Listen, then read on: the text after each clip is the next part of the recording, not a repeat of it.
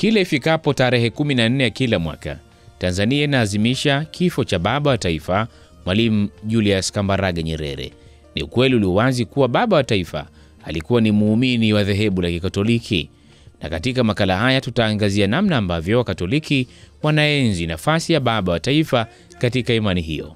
Kihistoria, ndani ya kijiji cha Butiama, mwaka 1922 ndipo alipozaliwa mtoto wa kiume wa Chifu Nyerere Burito, mtoto ambaye baadaye, huku wazazi wake wasijue kuwa mwana wao angejulikana duniani kote kama baba wa taifa la Tanzania, Mwalimu Julius Kambarage Nyerere. Baba wa taifa aliguswa na mafundisho ya misionari wa kanisa Katoliki waliokuwa wameanzisha shule ya makanisa katika eneo hilo. Kadri alivyoendelea kukua, Nyerere alikuwa na kiu ya maarifa, lakini pia kiu ya kiroho. Alisoma katika shule za wamisionari, akaendelea hadi chuo kikuu cha Makerere na baadaye chuo kikuu cha Edinburgh, Uingereza. Imani yake ikawa chemichemi ya falsafa ya ujamaa na kujitegemea. Ujamaa kwake haukuwa siasa pekee, ulikuwa ni tafsiri ya maandiko matakatifu ya kugawana, kusaidiana na kuishi kwa upendo.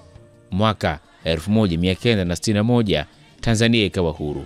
Dunia ilishuhudia mwanasiasa mchanga aliongoza nchi kwa maneno machache, lakini kwa nguvu ya maadili. Nyerere hakutaka heshima kubwa wala mali. Alivaa mavazi ya kawaida, alizungumza kwa unyenyekevu na mara nyingi alihudhuria misa kanisani bila kujali madaraka yake kama kiongozi wa taifa. Watu walimuita mwalimu, lakini wale waliomfahamu kiroho walimuita mtu wa Mungu. Miaka ikasonga. Baada ya kustaafu uongozi, Nyerere alirudi Butiama, nyumbani kwake. Hapo ndipo alianza mradi wa moyo wake, kujenga kanisa Katoliki la Butiama lililoitwa Kanisa la Damu ya Aziz, yani Precious Blood. Mwalimu ndio mwanzilishi wa ujenzi wa kanisa hili. Kwa mawazo yake ni kwamba baada ya kuonekana watu wengi wa kijiji cha Butiama ni waumini wa Roman Catholic, basi baba wa taifa akashirikiana na watu kutoka Italy kujenga kanisa hili. Na bado tunamshukuru sana kwa sababu kanisa hili la Roman Catholic ndio lenye waumini wengi katika kijiji cha Butiama. Lina zaidi ya waumini 6,000 waliobatizwa.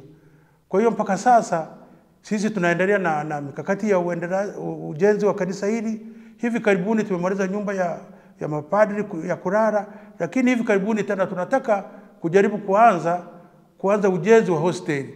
Kwani kwa sababu baba wa taifa kwa mchakato unaoendelea, iko siku moja anaweza kutangazwa mwenye heri au mtakatifu. Basi wageni watakapokuwa wanafika kwenye eneo hili, basi wapate sehemu salama ya kulala na sehemu salama ya kupata mahitaji madogo madogo. Mwalimu Nyerere ni mtu alikuwa mcheshi.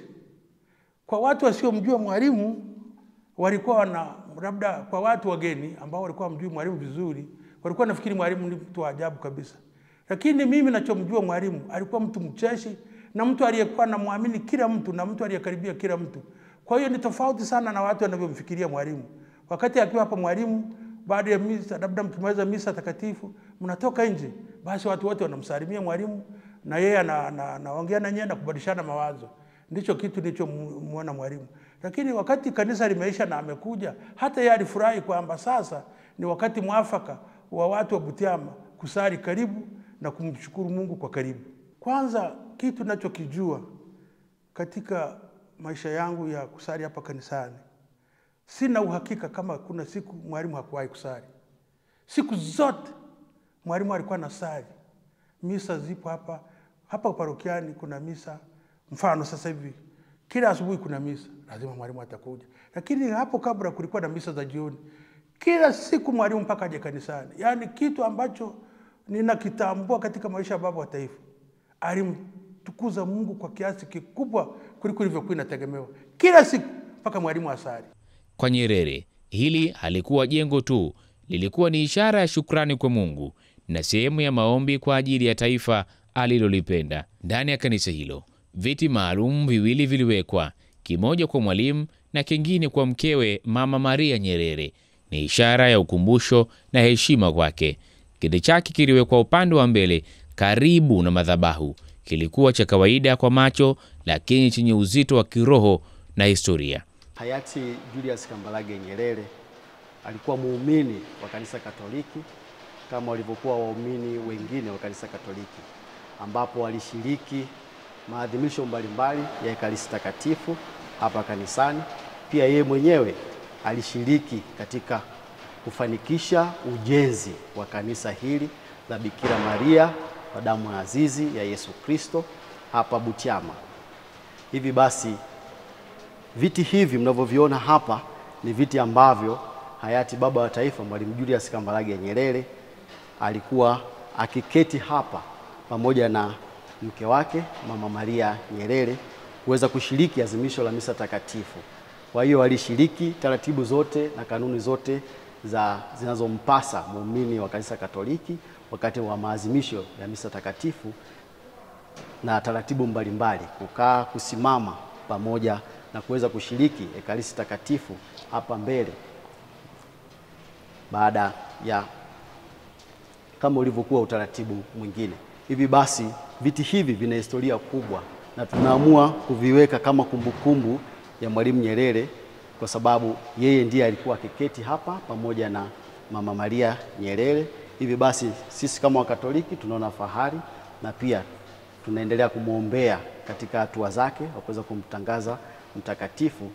Hivi basi tuweze kumshukuru Mungu kwa maisha yake hapa duniani, hasa kwa wana Mwitongo na Kanisa Katoliki kwa ujumla. Baada ya kifo chake mwaka 1999, kiti hicho hakijawahi kukaliwa tena.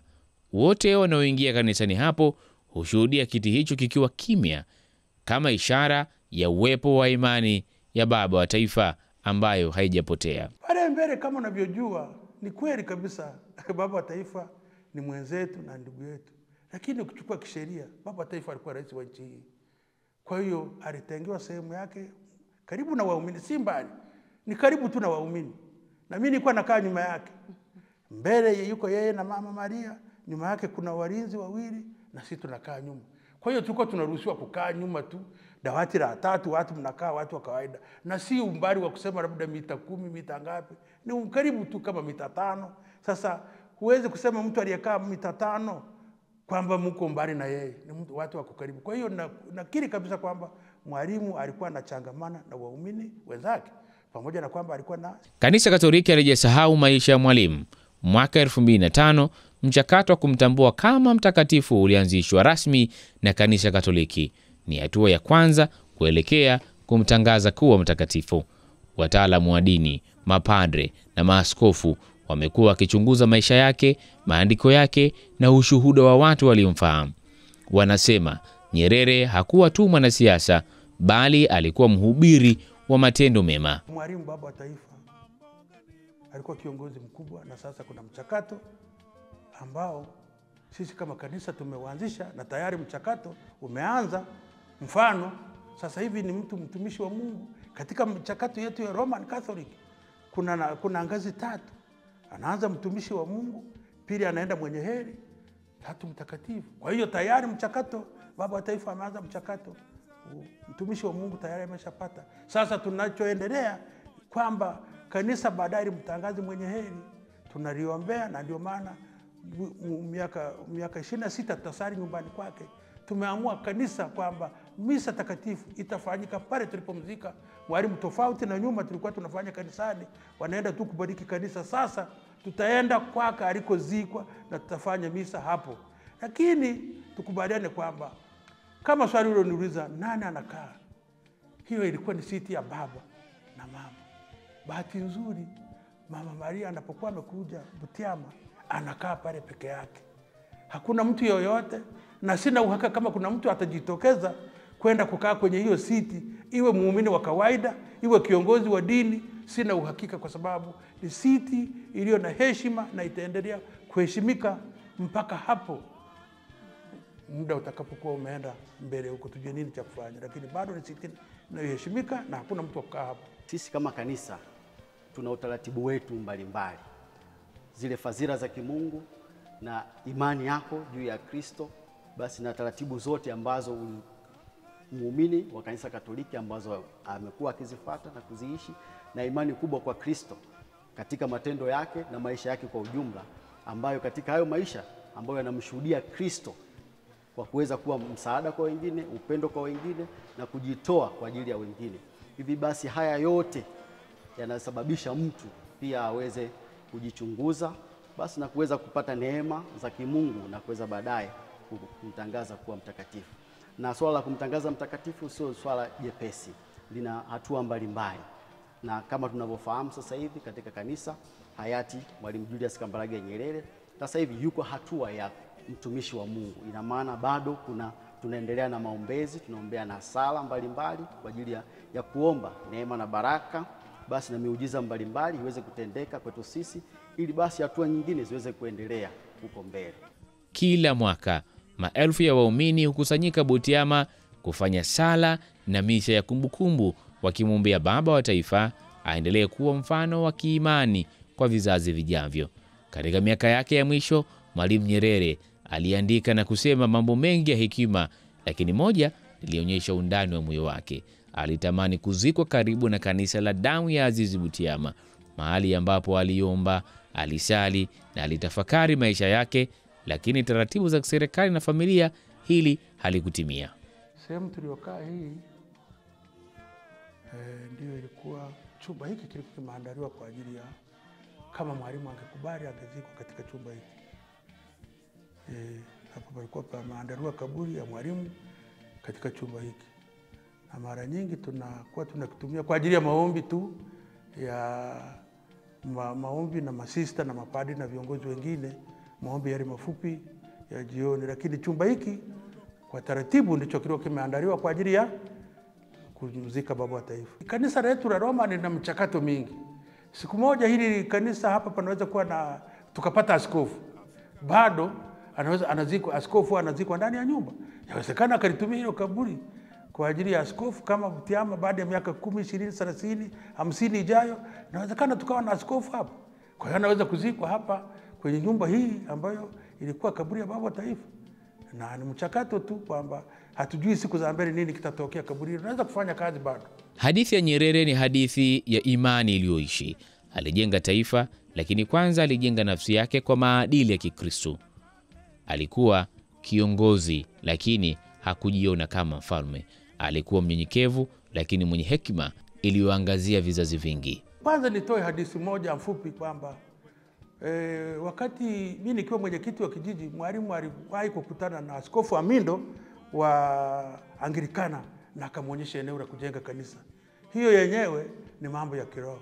Lakini bado mwalimu alienda Libya akapata pesa, akaja akawajengea Waislamu msikiti. Hayo ni mambo ya kiroho. Kwa hiyo ukichukulia mambo ya kiroho kwa mwalimu amekuwa karibu sana na watu na amependa madhehebu yote. Karibu madhehebu yote ya Butiama, mwalimu alikuwa anapenda wapate nyumba nzuri, wapate wachungaji wazuri, kujaribu kusaidia watu wa Butiama wawe watu wema kwa Mungu. Kwa kanisa Katoliki, Nyerere ni mfano wa kwamba utakatifu unaweza kukaa ndani ya maisha ya kawaida, katika kazi, familia na taifa. Kwa Watanzania, yeye ni ishara ya umoja na uadilifu. Kwa dunia, yeye ni mwalimu wa maadili ya kiroho katika uongozi. Neno ambalo baba wa taifa aliwahi kulisema, mpaka na mimi siku nitakufa nalikumbuka neno moja. Aliwahi kusema hivi kwamba kuamini ni jambo la msingi. Kuamini ni jambo la msingi sana. Unatakiwa uamini. Hata kama ukifa utakuta hakuna Mungu, kama uliamini hauna tatizo. Na ukikuta kuna Mungu utakuwa umepata faida. Kwa hiyo watu wote, wanadamu wote ni bora wakamwamini Mungu. Iwe bila kumuona, iwe kwa kumuona, lakini baadaye wasije wakafa wakakuta Mungu yupo na hawakuwa wamemwamini. Kwa hiyo neno limetugusa wanadamu wengi kwamba imani ni kitu cha msingi. Haijalishi umemwona Mungu, ukumuona Mungu, lakini endelea kufanya nini? Kuwa na imani. Ili ukienda mbinguni ukamkuta Mungu kusiwe na tatizo. Lakini usipoamini ukaenda na hukuamini, utapata shida sana. Hilo neno ndilo ambalo mwalimu alisema, na kweli nanifanya kwa umri wangu miaka zaidi ya 60 na kitu. Ninaamini Mungu, ninasali kila siku kwamba nikimkuta yupo ni sawa, nikikuta yupo bado ni kitu chema. Ulishajitolea kuwasaidia raha ya milele umpe Bwana, na mwanga wa milele umwangazie.